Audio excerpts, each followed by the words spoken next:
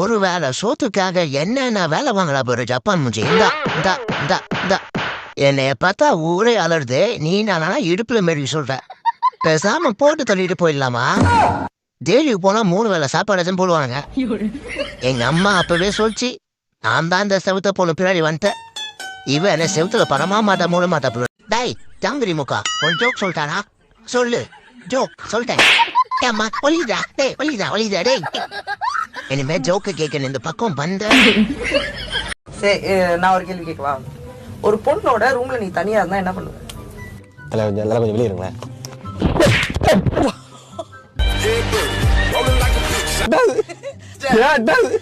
என்ன எல்லாரும் வெளில போக சொல்லுவியா?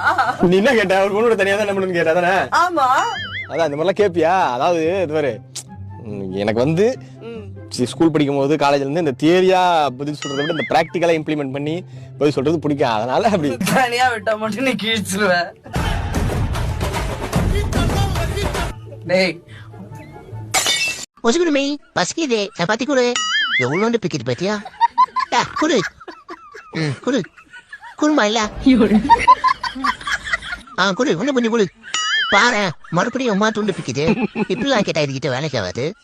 குடு கிளம்பு போ. மம்மியை கூப்பினா போ. சரி ஓகே இனிமே நான் உங்ககிட்ட புரிஞ்சு தோண மாட்டேன். இதான் லாஸ்ட்.